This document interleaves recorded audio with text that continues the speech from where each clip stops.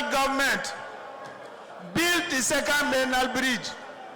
The federal government rebuilt the old Kata bridge. The federal government built the third mainland bridge, rebuilt Agege Motor Road, rebuilt Okorodu Road, all the major roads connecting island and mainland. Now, the ADSC and APC government have been telling you lies that they develop Lagos. They did not develop Lagos at all. Now lie.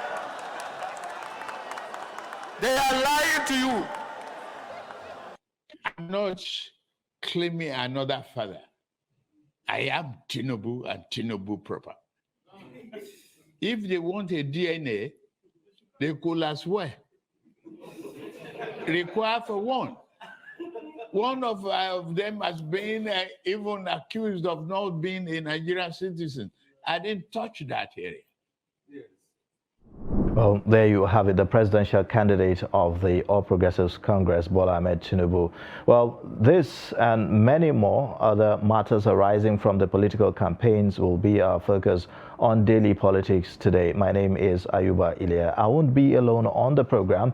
I have joining me in the studio tonight Mahmoud Saleh. He is a member of the All Progressives Congress and also former member of the party's Presidential Campaign Council in 2015 and also in 2019. And also joining us virtually from Edo State is Clem Azigbemi, a member of the People's Democratic Party and senior special assistant to the Edo State Governor, to talk about this. Thank you so much for joining us on Daily Politics today. It's a pleasure having me. Yeah. And if you can hear me, our guest who joins us virtually, Clem, if you are there. Yes, so we'll start by asking, how would you describe the political campaign so far, from the comments that we are seeing, the rhetorics that we are seeing, how would you describe the journey so far? Well, from lifting of the ban of active campaigning for the political parties on the 28th of September this year to today, there are a lot of cases of using of languages which are harmful to the opposition parties, both sides, the PDP and the APC and other parties too, which is part of the regulation of INEC that abusive and image-tarnishing language should be avoided at all costs. I believe from the data we're receiving from INEC, there are cases of about 52 political misuse of languages against the other side of the party. So I think we have started on a very, very weak side. The politicians supposed to abide by the rules and regulation of the game. And the empire, which is INEC, have emphasized that hate languages, hate speeches should at all costs be avoided. And secondly, using of violence, either in the campaign or en route to a venue, should also be avoided. But nevertheless, all this thing has been practiced for the past 2 months or so. We remember in Maiduguri, Borno State, what has happened. We remember what has happened in Kaduna and other places which were not reported. So you see, we have started on a very, very sad point. We're supposed to abide by the rules and regulation of the game. All right. Well, let's take it to Clem and hear what he has to say. Okay, we haven't connected with Clem yet, but we started off with a story of one of members of your party, Yakubu Dogara, who has now defected to the People's Democratic Party, back to his former party, I would say, and he's now a member of the Presidential Campaign Council of the PDP. How do you see this? What's your take on this move? Well, Yakubu Dogara, the former speaker, they are having some grudges right from the day of primary election of Tinubu and Shetima. They insisted that Christian vice president should be recruited to fill the balance of Nigeria as a nation, whereby when you have a president as a Muslim, you have the vice president as a Christian, or the other way around. But unfortunately, the APC decided to have a Muslim ticket. So these have put a lot of grudges on Yakubu Dogara and other politicians of the APC. So they tried if there is a way to amend this arrangement. But I think the APC have already decided that it will be a Muslim ticket, no going back on that. So I think Yakubu Dogara decided that since they will not comply with what he assumed is right, he should go to a political party which has already adopted that formula, a Muslim and Christian candidature. All right, and also the presidential candidate of the All Progressives Congress currently in London at the Chatham House, where he had an interaction there talking about several issues: health, Nigeria's economy, security, and other issues, foreign policy, and the rest of them. In one of the sound bites we watched earlier, he talked about how he's going to revive the health sector, how he's going to attract Nigerian doctors who have left the shores of the country seeking greener pastures abroad and all of that. How is he going to be able to do that? Because right now the health sector doesn't look attractive at all for some of these professionals. Well, Aswaju Ahmed Tinubu's outing to the British Institute of Policy, popularly called Chatham House, is really, it's not impressive. I'm not happy with how he addressed certain issues. And I believe what he is telling that he will take steps to revive the health sector, to improve it so that other doctors who have run away to other countries for better package, they can be attracted back home. Yes, he has said that, but there are crucial issues whom he's supposed to address properly, like the economy, like insecurity, like oil theft. These are crucial areas whereby he's supposed to address and tell the public or tell the world, intentional audience, this is what he decided.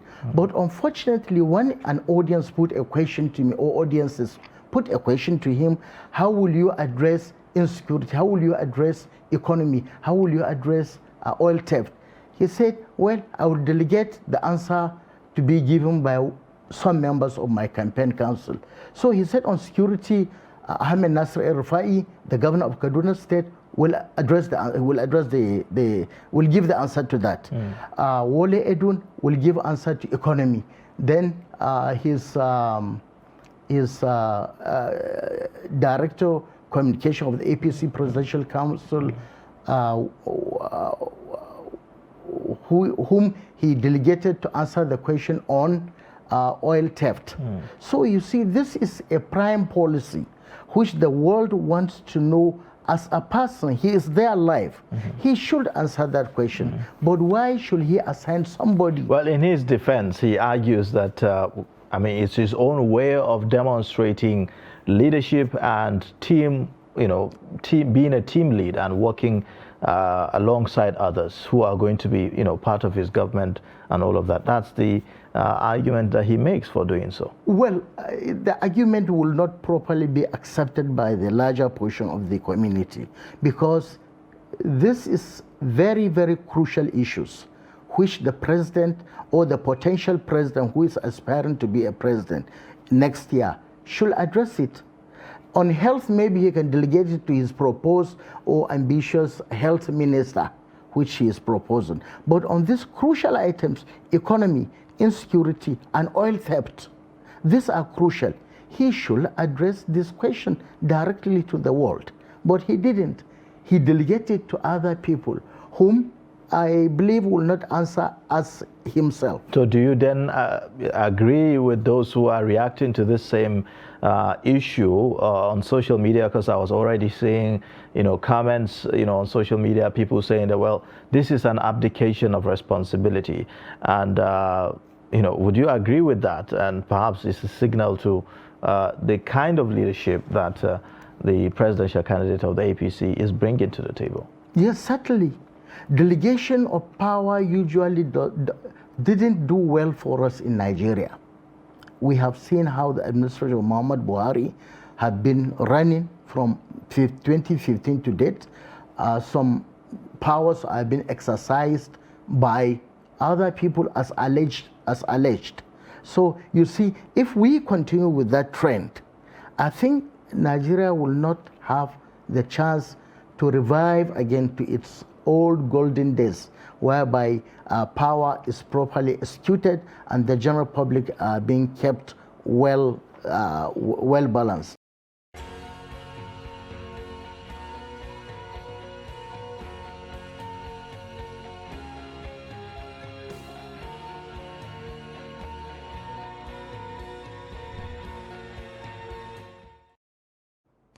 Hello and welcome to Daily Politics on Trust TV, where we discuss issues around politics, policy and governance. I am Ayuba Ilya. Let's begin with the tidbits tonight.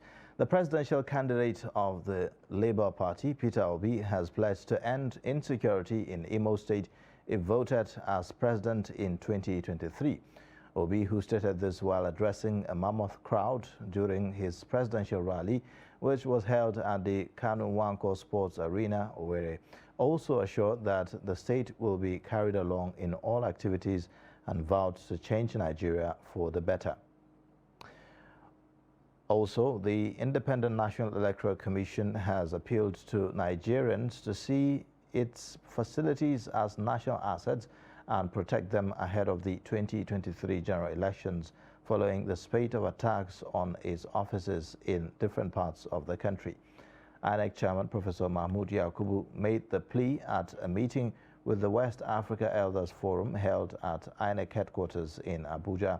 The INEC Chairman added that it will be practically impossible to conduct elections and electoral activities successfully in an atmosphere of violence. He, however, added that electoral commissions in West Africa and beyond have expressed concern about the impact of prevailing insecurity on the conduct of elections, banditry, and other forms of armed conflict. Now, similarly, the Nigeria Interreligious Council has called for a peaceful and credible conduct of elections with exactly 81 days to the 2023 general elections. The call was made during the Council's fourth quarterly meeting themed Peaceful and Credible Elections for National Renaissance. Take a look. Democratic until its citizens have the opportunity to choose the representative through elections that are free, fair, credible, and peaceful. Hence the importance of the fourth quarterly meeting of NIREC ahead of the 2023 general elections. So I don't believe it's a make or break election. And we must not play into the hands of those enemies of Nigeria who keep on parading or bringing such issues as this is the election that will decide the fate of this country. Only Allah decides the fate of this country and any other.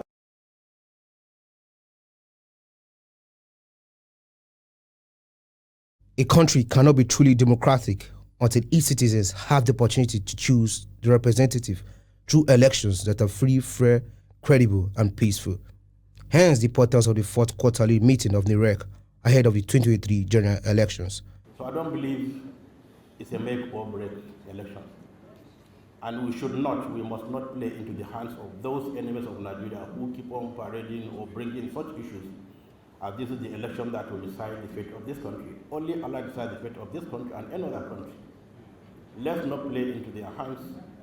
Let us go out, campaign peacefully, and whenever the elections come up, we elect whom we think is best for us, and we leave the rest to Almighty Allah. As a faith leader, I am convinced that this ugly history of pre- or post-election violence will not be repeated if we all decide to halt the trend through strategic conversation that appeals to the conscience of the political class like we are doing here today. Unbridled ambition and cutthroat competition among Nigerian politicians is a major part of the problem. Even people with no coherent political ideology and development agenda of any kind also engage in do or die politics. The other issue is the lack of transparency in the electoral process. However, NUREC were given the mandate to preach peace and unity among their members during sermons, as well as the importance of understanding and respecting each other. The leadership of NUREC have a critical role to play in this forthcoming general election because they are regarded as the spiritual heads, influencers of the society, and also custodians of our theology and ethics, which the followers look up to for guidance. At this critical period of active political activities, the leadership of NUREC are expected to be apolitical. Experts are of the opinion that the only way to be certain of a smooth and fair election process is to maintain law and order and respect for humanity. All right, now to the main issue in focus for today. Some Nigerians have described the lecture held by the presidential candidate of the All Progressives Congress, Bola Tinubu, as disappointing. In several reactions to the video, the presidential candidate was faulted for delegating members of his campaign team to answer questions thrown at him by members of the audience. This and many more will be our focus on Daily Politics tonight. And joining us in the studio is a member of the APC Presidential Campaign Council, Ali M. Ali, and also Emmanuel Njoku here with us in the studio. He is the Director, Democracy and Governance at Connected Development. Thank you so much for joining us on Daily Thank you Politics. for having us. Thank you, Ayuba, for having me. You're welcome. All right. Good evening, viewers. Now, before we begin the discussion, we'll take a short breather, and then when we return, we'll get to bring in the insights.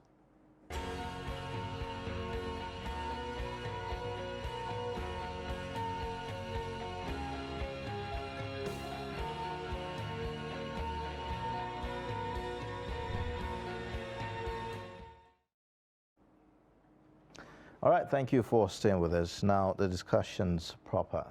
I would begin with you, Ali M. Ali, as a member of the APC Presidential Campaign Council. I mean, that video, the outing of your candidate, has been received with a lot of reactions. I'm sure you would have seen some of them.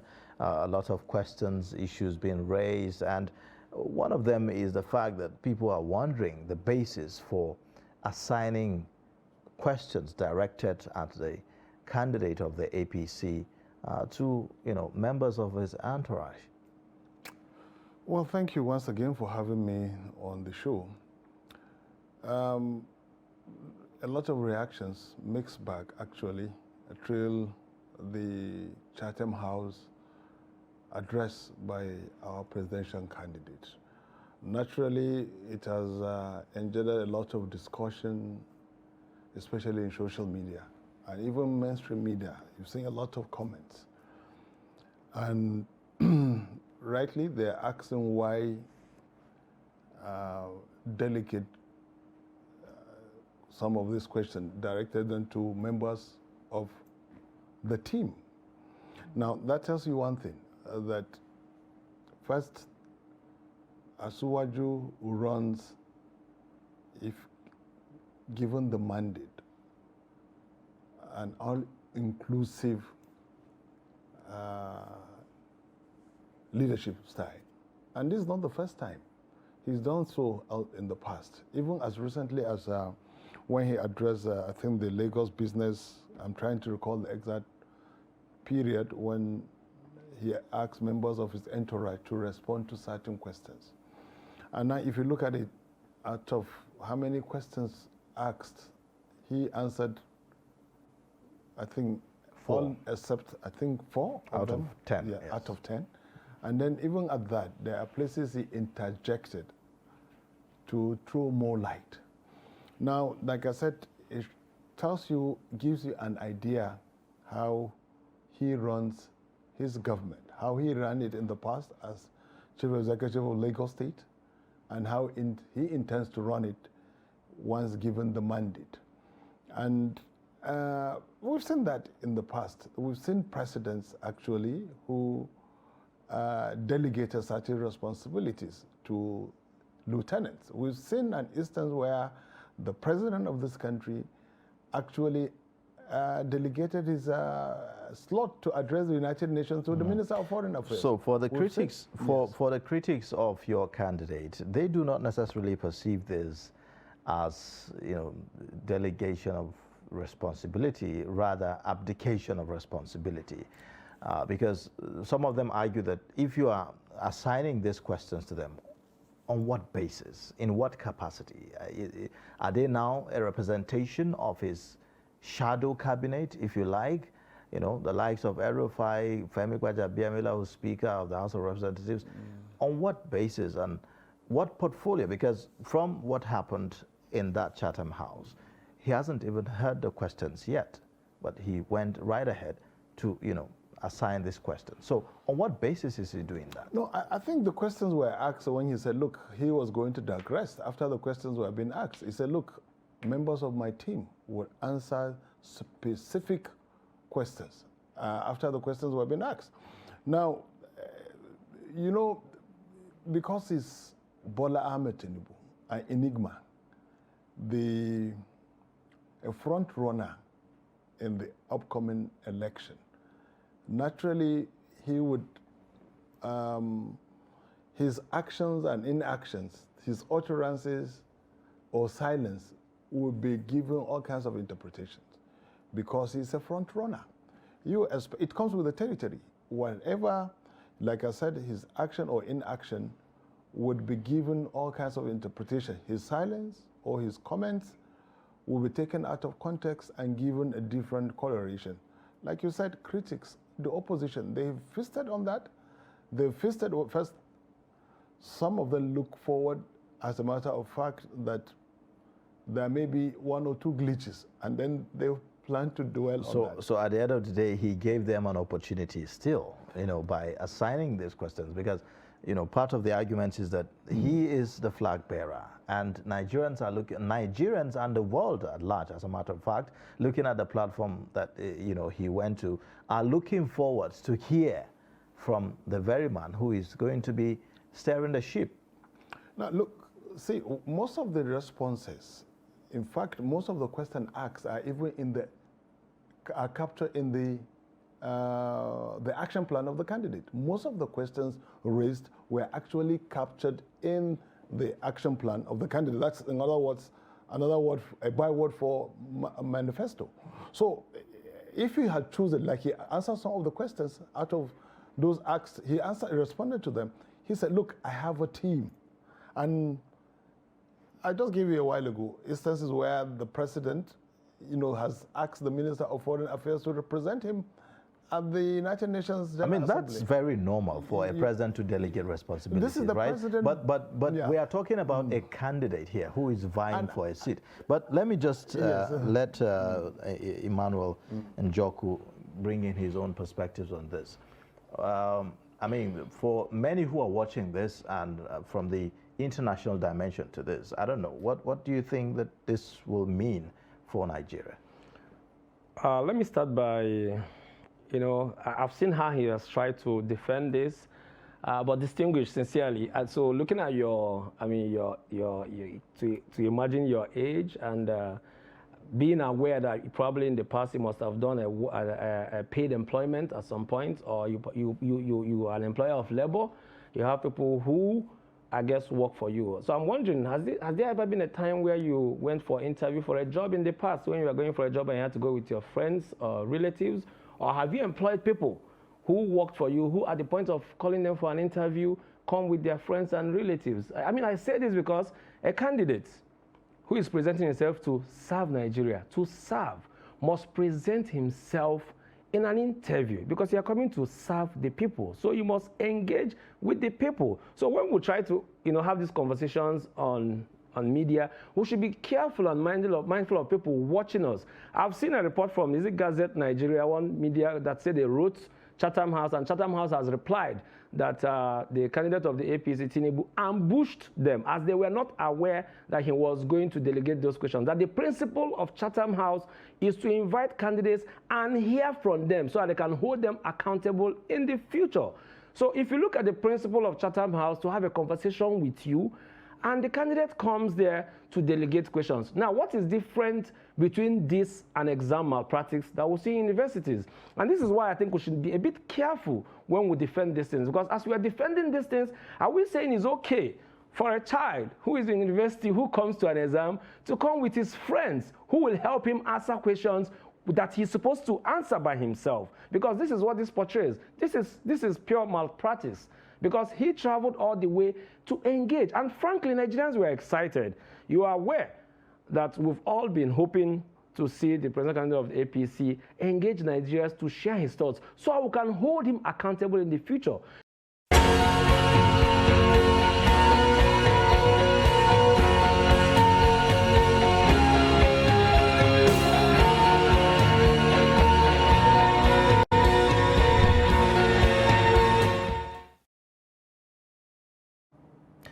Hello and welcome to Daily Politics on Trust TV, where we keep you abreast with latest political developments in the country as well as bring perspectives to issues around policy and governance. I am Ayuba Ilya. In today's focus, the Independent National Electoral Commission has fixed Monday, the 12th of December 2022 to Sunday, the 22nd of January 2023 as the date for the collection of permanent voters' cards in all the 774 local government offices of the Commission across the country. The National Commissioner and Chairman, Information and Voter Education Committee, Festus Okoye, had earlier stated this in a statement. You'll recall that the Commission had earlier resumed the distribution of the Bimodal Voters Accreditation System, BVAS machines to states in the Northeast and Southeast, which was initially halted due to the rising security concerns in those regions.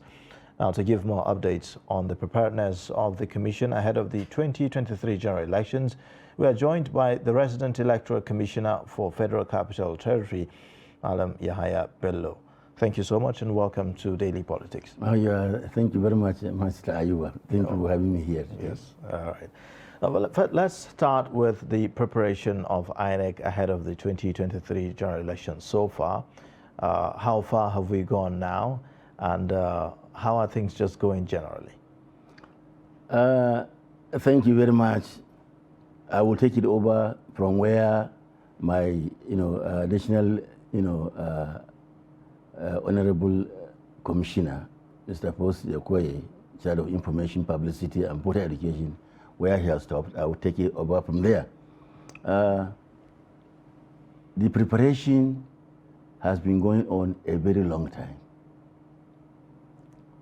We started with opening up a portal, inviting NYSC members, students in the tertiary, tertiary institutions, universities, Federal College of Education, to apply through our portal, as ad hoc staff, so that they will be able to conduct the election on our behalf. We also open up a portal for people to apply as SPOs, supervisory presiding officers, so that they too also will conduct election for us. In the next 1 week, the portal will close.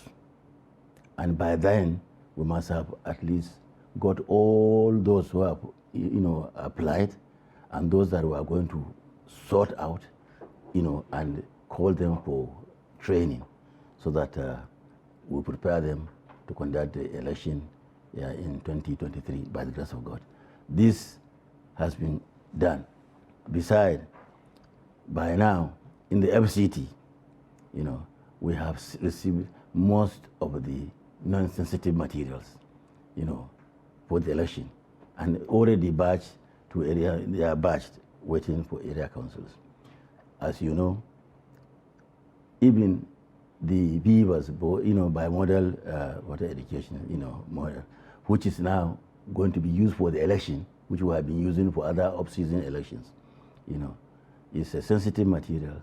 We have already started receiving them. We have not received our own in FCT yet. We will receive them because FCT is very close to the... Exactly, that's my curiosity. So we have been, they have been paying attention to further areas so that, within 24 hours we can get our own here in the so FCT. It's we not much have of been a big reaching deal, people, preparing them about, we conducted the CVR, continued voter registration exercise, which has now resulted into what you want to talk to me about, you know, the collection of the PBC, without which, you know, no citizen in this country will be allowed to vote in 2003 if he doesn't have it.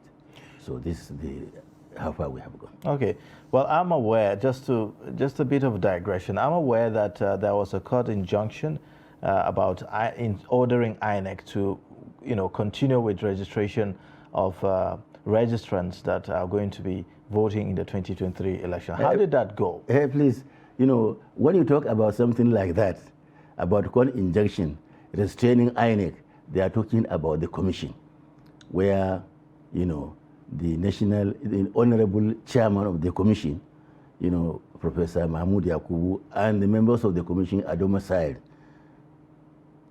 This is the headquarters of the INEC. I am the resident electoral commissioner of INEC in the FCT. I will not be able to, you know, to translate it. Besides, I'm a journalist. I'm not a lawyer. You know, I can't even translate, you know, a court injunction. Yes. So it is up to the this one.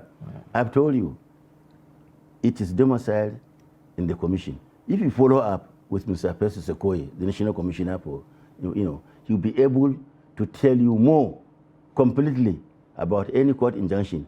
Or any other national commissioner, you know, in the state or the FCT, you know, it is, you know, we don't want to say something about an injunction that is not served, you know, in the state. All right. These injunctions are served at the national level. All right, then. So let's leave that alone. Yes, then. please. All right. Now, you have said in the statement, that's INEC now.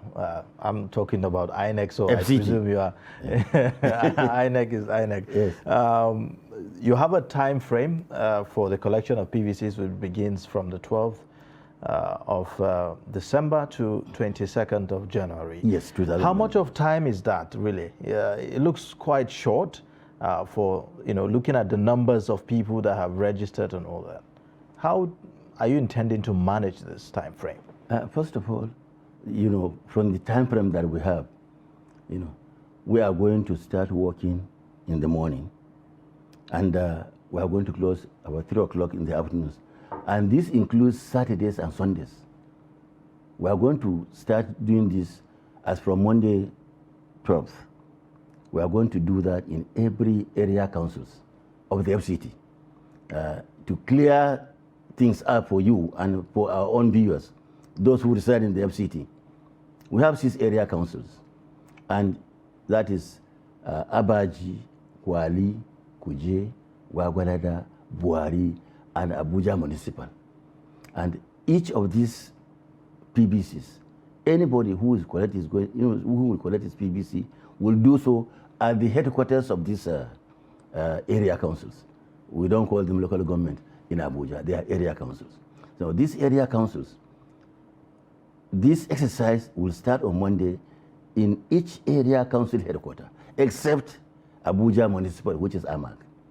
We have divided AMAC into 2 because of the largeness of Abuja Municipal. In fact, Abuja Municipal, if you look at it, is almost half, you know, those who have registered to vote in the FCT. So they have their own office headquarters in Karu, and the exercise will start on Monday in Karu. Automatically also, we have opened a sub-office for AMAC because of the largeness of the only Abuja Municipal. We have opened an office of Abuja Municipal in our own headquarters in Olusegun Obasanjo Avenue here in FCT. Are you talking about the Garki area? Garki, yes, in Garki. So those who are going to check for this, their PVC, and collect them in AMAC, they will do it in 2 places. Karu and Garki. And Garki. Garki, that is our main office on Olusegun Obasanjo. So it will ease, you know, to tell you, besides, when you talk about the time frame, whether we are going to achieve it, yes. Yeah, okay, so you talk about headquarters. Just to be clear, are you talking about the local government secretariats? Yes. in the area council? Locally, that is area council, local government secretariat. Let me put it that way. All right, because six local government secretariats. All right. So in each of the local government secretariat, we are going to start this exercise on Monday, except for Amak, where they have an outlet in our office. At this point, there will be no collection at the ward level, or I would say we are going to go to the ward level where later. The registrations were done. No, we'll go to the area, the ward level later. Okay. Not now. So that will be when? We will have a time frame for the collection at the ward level. So we'll give you the time frame so that people will be able to go to the ward level and collect at the... Would that be after the 22nd of January? No, before the 22nd. Or before the 22nd? Before the 22nd. When we come back, we are going to come back to the... After going to the area, to the rack, yes, that is the ward level. We are coming back again to the local government level.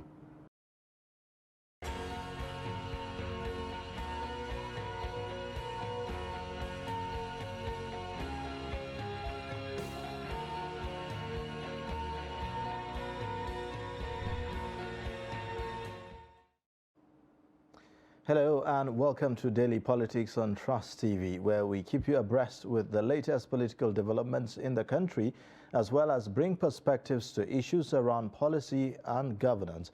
I am Ayuba Ilya. Thank you for joining us. Now, on the program, the Chief of Defense Staff, General Lucky Rabo, has admitted that security agencies and the military constantly come under pressure to compromise during elections through various financial inducements.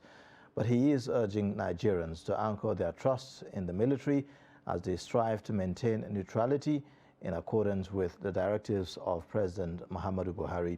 He spoke on Thursday while briefing journalists at the State House in Abuja on the strides made by the military in the fight against insurgency, terrorism and banditry, stressing that personnel were being trained to follow the codified rules of engagement before, during and after the elections.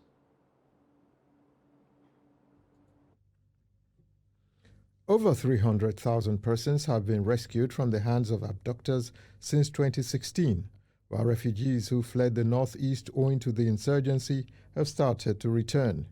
These are facts that the Chief of Defense Staff is pushing out, and he should know, since he has been a theater commander in the troubled region at the head of the military's offensive against insurgents and terrorists.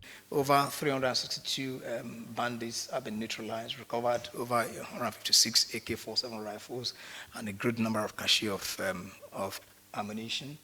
And then, of course, we've been able to also strangulate the logistic supply route for the criminals, and of course averted several community clashes, restored socio-economic activities in the troubled areas, and arrested several criminal elements, including those who deal in drugs, as well as arms and ammunition.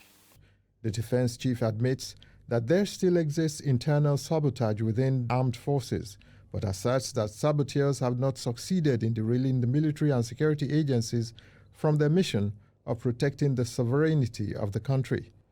It is for this reason he debunks a recent allegation by an international news medium which accused the military of carrying out over 10,000 illegal abortions on female victims of the war in the Northeast. What the allusions they made is news to me. It never occurred.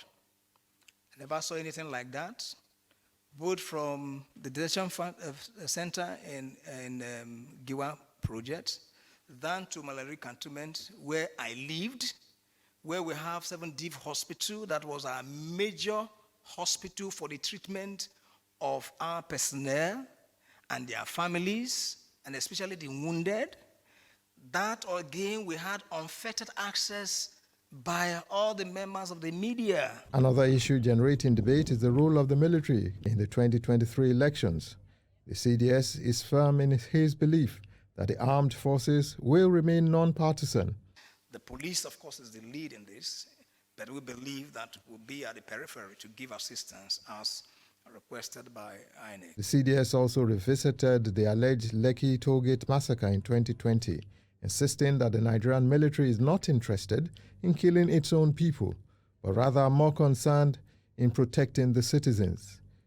This is why he's urging the media industry in Nigeria to keep the public informed with balanced coverage. From State House, Abuja, Kehinde Amudu, Trust TV News.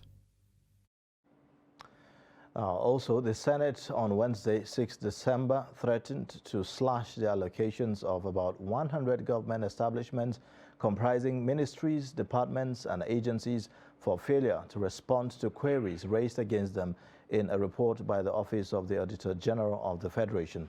The President of the Senate, Ahmed Lawan, disclosed this after Chairman of the Public Accounts Committee, Matthew Oroinde, raised a point of order during plenary that agencies indicted in the audit report had refused to appear before his panel.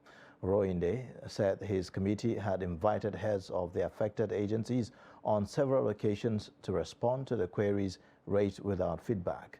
Take a look. Sometime now, my committee has observed that in the management of public finance, to which of course we have been appointed to perform our role in ensuring transparency and accountability in spending public money. By way of this, anything that is appropriated by the Senate, of course that borders on public funds, utilization of public funds, this committee has been mandated to look into it by inviting MDAs and persons that are charged with the responsibility of approving public funds for expenditure. The President, we have had this problem. I have come to you, Mr. President, and today I have come to the floor of the Senate to say, in exercising our duties, we have been inviting agencies of government and accounting officers in these agencies, or in the MDAs, to come and let us know, number one, the queries that have been raised from the Auditor General's reports. From 2015 to date, all the reports that have been sent to us, we have been having the problem. In fact, if you remember, Mr. President, any public officer who accepts to serve and utilizes public fund appropriated by the National Assembly must be prepared to account before the National Assembly. And any officer who feels he or she is above the law should quit. Should quit. All right, now to give perspectives to some of these issues, we have Dr. Farouk Bibi Farouk. He is a political economist and a lecturer at the University of Abuja in the studio, and also joined by the Executive Director, Center for Fiscal Transparency and Integrity Watch, Umar Yakubu, and as well as Dr. Tanko Ahmed. He is a political analyst who joins us virtually from Jos. Thank you so much, gentlemen, for coming to Daily Politics. Thank you, sir. Thank you, sir. Well, we'll begin with the more like the security issue, where we heard from the Chief of Defense Staff raising, well, not raising alarm rather, but kind of disclosing that the military and other security agencies are constantly under pressure to compromise the elections in 2023. And if you recall, we've had also from the Inspector General of Police where he said governors, he disclosed that governors are behind some of the violent attacks that we have seen in campaigns and the rest of them. So it looks like the security chiefs want to really come to equity with clean hands by disclosing some of these informations, and there seems to be a determination to ensure that the coming election is free and fair. What's your take on these revelations? Okay, thank you for inviting me, even though, and for the recap about the worries of the security agencies. Firstly, it's actually not the responsibility of the Army, Navy, or Air Force to provide security within Nigerian space. It's not really their work. But somehow we have managed to bring them in to be solving civil matters that ordinarily should be the work of the police. And right now they're overstretched and overwhelmed in a terrain that they're actually not even supposed to operate. But be that as it may, going with his concerns, I feel that all this pressure is normal. During political season, you get to see desperation from politicians trying to maneuver, doing all sorts of things to ensure, because it's kind of a philosophy of a winner takes all. How the means does not matter. All they need to do, they just want to win. So this kind of pressure is normal. What I would think that needs to be done, I think I said in your studio maybe about a year ago, INEC should develop methodologies and ways and means to reduce this pressure on other agencies. Now, if they have adopted 3, 4, 5 years ago, adopted maximum use of technology, where you can give, for example, online voting, electronic voting, that reduces physical presence and reduces human intervention, you find out that there's no need to provide so much security and so much funds for our elections. Well, we have one of the most expensive elections in the world, even in dollar-based rates. So INEC has a responsibility because it's an action or inaction that causes these things. So my thinking is this will continue to go on. It's not going to wind down. Pressure going to continue on every other stakeholder, not even on the security, on everybody. On governance itself, wait and see from January, a lot of things will slow down. Governance will cease because of elections. So the pressure will be on everybody. But it's the responsibility of INEC, in my view, to come up with things using technology as I always opine to reduce that pressure on other stakeholders. All right. Well, yes, there's going to be the use of technology in the 2023 general elections. However, we cannot totally take away the fact that we will still have presence of security agencies and other stakeholders that will be participating in the whole process. So safety is, of utmost priority here. But it doesn't look like some of the politicians are really willing and ready to see a free and fair election go. They say one thing and they do another thing when no one is watching, sometimes even when others are watching. Recently, a video went viral on social media of how a House of Reps member was, urging his supporters to deal with anyone who says he's not going to be voting for his political party and all of that. So how do we contain this, really, Dr. Farouk? Well, thank you for having me. First of all, about technology. As far as I'm concerned, technology will continue to make elections more expensive because we are acquiring gadgets that we don't own, we don't control, we don't know how to make, we don't know how to operate, we don't know how to maintain, and we pay for whatever they are costing without even due diligence. We don't know how much they are bought, and we don't know how to keep them for another Well, elections. isn't it worth it? Well, it could be worth it for a period of time. That makes it more expensive because the cheaper, the more integrity there is in an election, the cheaper it would be. The more trust that people have in the process, the cheaper it could be. It's not about the instruments you put into the election. It's about the mind of the people, their understanding of what democracy is all about, and what they are about to do is choose a leadership. Now, if you go there with a sense of do or die, that brings in security. And that brings in the cost of bringing that security. If you go there with an effort to manipulate the system, then that brings in technology, that brings in the cost of technology. So the more you remove this and look at the behavior of the people, the more you reduce the cost of elections.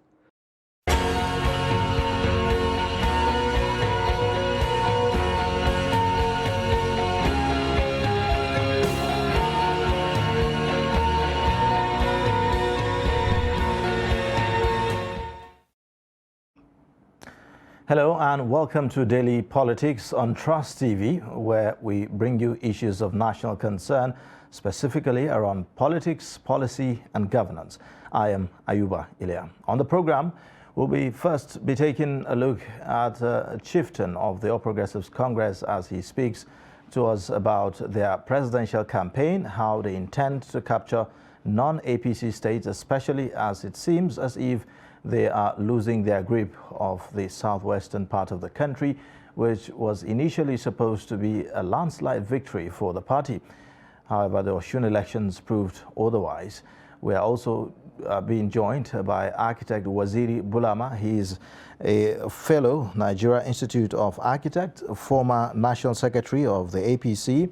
He is also BOT member and member of the Independent Presidential Campaign Council, as well as the Presidential Campaign Council of the All Progressives Congress. He joins us to speak to some of the issues around the politics and ahead of the 2023 general elections. Thank you so much for joining us on Daily Politics. Thank you. All right. Well, quite a lot has been happening in the past few days as far as the APC is concerned, and preparing towards the 2023 general elections, and it's been quite a daunting task, traveling from one part of the country to the other as we speak. The APC presidential candidate is in Kano State, to rally support for his, ambition in the 2023 general elections. But one thing that a lot of Nigerians are finding hard to come to terms with is how the APC will be selling themselves in this coming election. I mean, they've been doing that, but for some people, the APC hasn't performed really under the current administration to warrant a re-election in the next year's election. What would you say to those category of people? Well, I would say first that the coming on board of the APC was largely aimed at ensuring transparency and accountability in the country, promoting security of life, promoting prosperity. Those of us who followed President Muhammadu Buhari from inception when he ventured into politics in 2001. The main thrust of his campaign was a kind of advocacy to ensure that the rights of Nigerians are respected, that people are, that there should be free and fair election, and then there should be good governance. President Muhammadu Buhari continued promoting this message and went into presidential elections thrice in 2003, 2007, and 2011. And at the end of 2011, those of us in the strategy directorate of the project, reviewed, all the efforts he had done, which was mainly to ensure that the rights of Nigerians are respected, that those who are elected are accountable to the citizens, that there should be good governance, transparency, and accountability. So we said, look, since the ancient regime, that political party in power had always suppressed the will of Nigerians to have their votes count. So we said, okay, let us look for like minds from all over the country who are committed to the deepening of democracy, to ensure that elections are, well done and correctly so, to ensure that governance good governance is delivered to the citizens. So like-minded Nigerians came together to form the APC in a bid to correct the wrongs in the practice of democracy from 1999. Let me say this. Let me land. Yes, those ills of those democracy deficits. Before 2015, we had issues with free and fair elections. We had issues with internal, democracy in the parties. We had issues with serious security. We had issues of governance. Salaries are not paid. Insecurity with this Boko Haram and other, challenges. Controlling many parts of the country and so on and so forth. So since 2015 to now, in the last 7.5 years, we've done quite a lot in promoting free and fair elections, independence and autonomy of the judiciary, the autonomy of the civil service. We have promoted, the international profile of the country. We have promoted under this leadership of President Muhammadu Buhari, digitization of the,